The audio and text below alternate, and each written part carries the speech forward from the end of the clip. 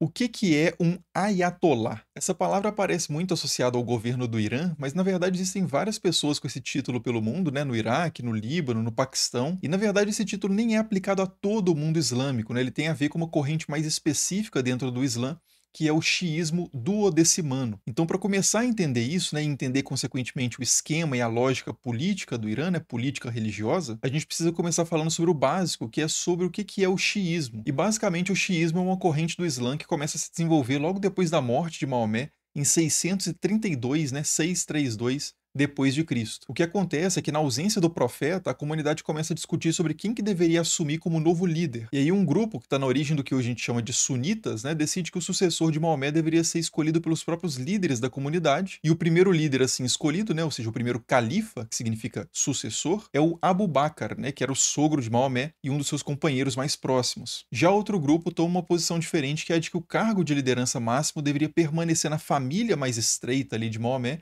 e mais especificamente deveria ir para um primo e genro de Maomé chamado Ali, que era casado com Fátima, né, filha do profeta. E esse é o grupo que ficaria conhecido como os partidários de Ali, ou em árabe, Shi'at Ali, que é de onde vem a nossa palavra xiita. Mas assim, só para deixar claro, isso é uma ultra simplificação, né? Na verdade, a documentação histórica mais antiga que a gente tem sobre esse período vem de décadas ou até séculos depois desses eventos e é altamente enviesada, né? Às vezes para um lado, às vezes para o outro, e projeta muita coisa também de tempos posteriores nesses tempos mais antigos. Mas o esquema básico da coisa é mais ou menos esse. E vale destacar também que os xiitas hoje são minoria dentro do Islã, né? São cerca de 15% dos muçulmanos no mundo, enquanto os sunitas são a grande maioria. Mas tem alguns países em que essa minoria é a maioria, né? O Irã e o Iraque, por exemplo, tem maioria xiita, e outros países têm comunidades xiitas bem expressivas também, né? Como o Líbano, o Afeganistão e o Paquistão, e outros países também. Mas enfim, o que importa mais pra gente aqui é que desde o início, então, o xiismo se desenvolve em torno dessa ideia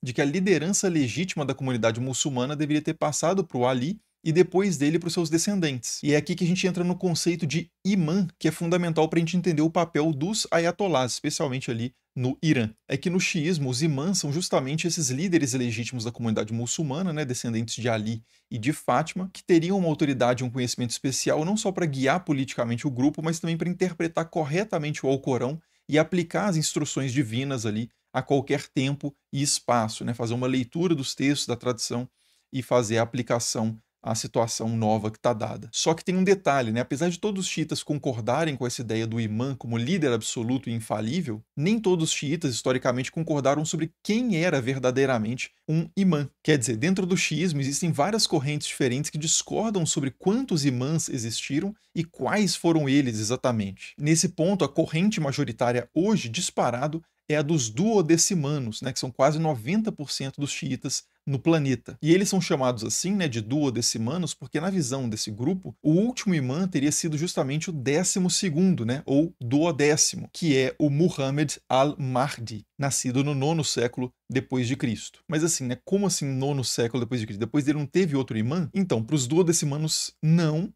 mas ao mesmo tempo eles não estão sem imã, exatamente. Na verdade, o imã para os duodecimanos até hoje é o Al-Mahdi, só que ele estaria oculto, né, sem se comunicar diretamente com ninguém. Segundo a tradição, esse imã teria ficado cerca de 70 anos oculto, né, que eles chamam de ocultação menor, entre 870 e 940 aproximadamente depois de Cristo, e nessa fase ele teria se comunicado por meio de alguns representantes especiais, né, só que depois disso ele teria entrado num período que é chamado de ocultação maior, que continua até hoje, no qual não há mais comunicação nenhuma, né? E essa ocultação, segundo a crença dos duodecimanos, só vai acabar nos últimos dias, quando o Al-Mahdi se revelar novamente e guiar a Umma, né, que é a comunidade islâmica total, nos eventos próximos ao juízo final. E até isso acontecer, enquanto esperam nessa revelação do imã oculto, os duodecimanos se colocam sob a liderança dos seus principais estudiosos, né, seus eruditos religiosos ali, que devem fazer meio que as vezes do imã, ou seja, né, devem interpretar corretamente o Alcorão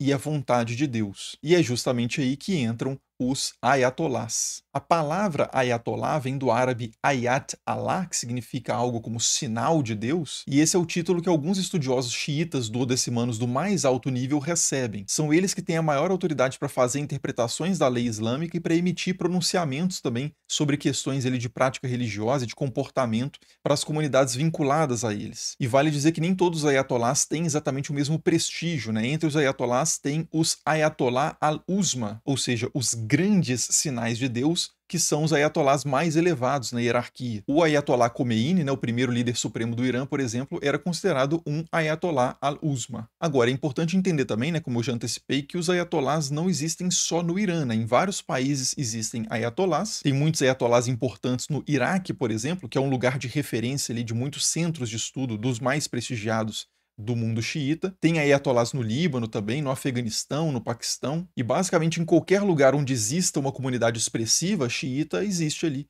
um ou vários ayatolás. A diferença em relação ao caso do Irã é que na maior parte desses lugares os ayatolás são líderes religiosos influentes, mas eles não costumam exercer poder direto no sistema político do Estado, né, na máquina política do Estado. É claro que eles acabam tendo uma relevância política, uma influência política muito significativa, mas nada que se compare ao papel desse ayatolá iraniano que a gente vê, por exemplo, nos jornais. Isso porque a situação do Irã é bem específica, né, e isso tem a ver principalmente com a Revolução de 1979. Antes dessa revolução, o Irã era governado pelo Shah Mohammad Reza Pahlavi, né, que era filho de um rei chamado Reza Shah Pahlavi, que tinha começado um projeto nacionalista de modernização e secularização, em certa medida, ali do Irã, a partir de 1920, né, da década de 1920, e na prática o que ele fez foi, por exemplo, criar escolas seculares, né, desvinculadas do sistema religioso tradicional, criar órgãos de justiça também desvinculados do clero muçulmano, ampliar o direito das mulheres, inclusive o direito ao voto, e até promover a forma ocidental de se vestir, né? E nesse caso é curioso porque nos tempos do Reza Shah não só houve uma desobrigação do uso do véu, né, do hijab pelas mulheres,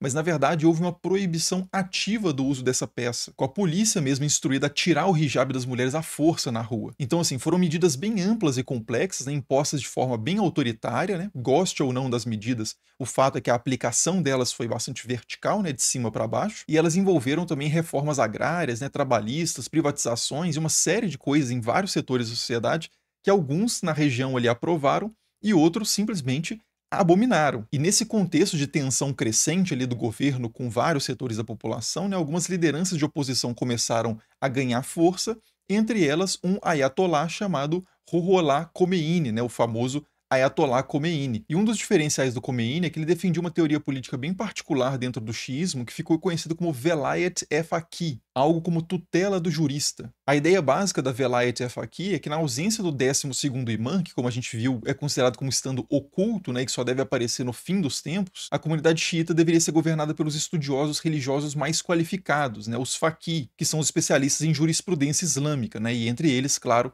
estão, né, numa alta posição os ayatolás. E até aí, nada de novo, né? Isso é basicamente o que acreditam os duodecimanos em geral. O detalhe é que na interpretação do Khomeini, esses estudiosos não só deveriam ter autoridade para interpretar a lei religiosa e para guiar os seus seguidores, mas também para assumir formalmente, né, institucionalmente, oficialmente, o controle do Estado, a máquina do Estado, as instituições políticas propriamente ditas. Essa doutrina foi sistematizada pelo Khomeini por volta ali dos anos 60 e 70, né, ao longo dessa época que ele estava exilado, primeiro na Turquia, depois no Iraque e por último na França. E o argumento dele, em resumo, então, era que o governo era fundamentalmente uma prerrogativa de Deus, que tinha transmitido esse direito a Maomé, o profeta, depois aos imãs, os sucessores espirituais do profeta, e na ausência atual do imã, que está oculto, os juristas islâmicos deveriam assumir o poder político pleno. E foi essa justamente a lógica que ele aplicou quando ele chegou ao poder, isso depois que o Shah Reza Pahlavi foi derrubado, né, por um conjunto bem heterogêneo, inclusive,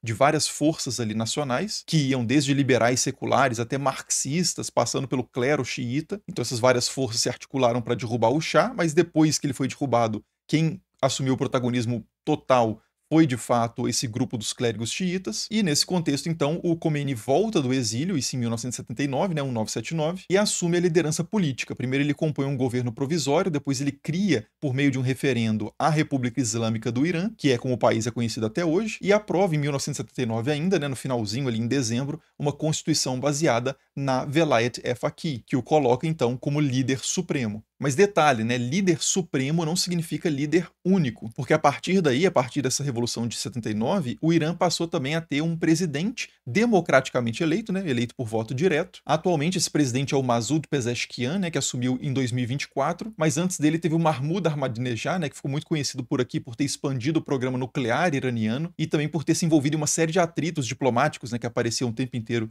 nos jornais aqui no Brasil, especialmente atritos com os Estados Unidos e com Israel, e alguns países da Europa também, Reino Unido, enfim. Então, assim, o Irã tem um presidente, né, tem um parlamento eleito também pelo povo, tem ministros, governadores, prefeitos, enfim, em vários aspectos ele segue uma estrutura típica de uma república moderna, mas, e esse é um mas gigantesco, né, acima de todos esses cargos eletivos, esses cargos democráticos, tem a figura do líder supremo, que é justamente esse jurista que tutela o Estado, seguindo a doutrina da tutela do jurista. E detalhe, né, como é que esse cara é escolhido? Como é que alguém se torna o líder supremo? Então, isso não aconteceu muitas vezes, né? Só teve o Ayatollah Khomeini, que foi até 89, depois ele morreu, entrou o Ayatollah Khamenei, então não dá para dizer assim que sempre acontece assim, porque foram poucas vezes, mas o que está previsto é que o líder supremo deve ser escolhido por um órgão chamado Assembleia dos Peritos, que é composto exclusivamente por clérigos xiitas, e por sua vez esses clérigos são eleitos pelo povo. E uma vez escolhido, o líder supremo fica no cargo até a morte, né, vitalício, ou até ele renunciar, e como a gente antecipou, né, ele tem poderes bem amplos, né, ele comanda as forças armadas, nomeia o chefe do judiciário, controla os meios de comunicação públicos, define a política externa, tem poder de veto sobre a legislação aprovada pelo parlamento e por aí vai. E além disso, ele tem também influência decisiva num grupo muito importante chamado Conselho dos Guardiões, que é um órgão que verifica se todas as leis aprovadas ali pelo parlamento estão de acordo com a Constituição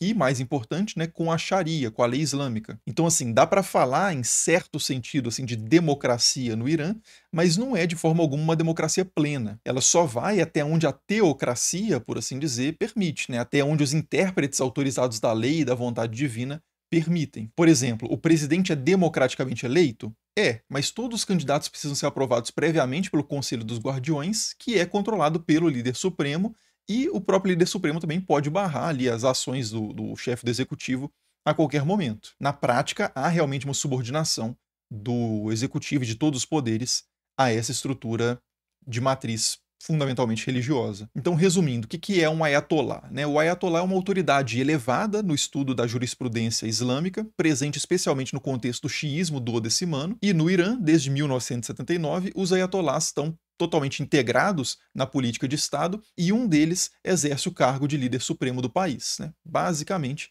é isso. Como sempre, eu vou deixar referência na descrição para quem quiser se aprofundar nesse assunto, que é infinitamente mais complexo do que eu fui capaz de expor aqui. E deixo de indicação também para quem se interessa por esse assunto de Irã, 2 vídeos que eu fiz recentemente aqui no canal. Um sobre o que a Bíblia diz sobre o Irã e outro sobre como a Pérsia se tornou o Irã. Mas por enquanto é isso. Muito obrigado, como sempre, por assistir e até o próximo vídeo. Falou!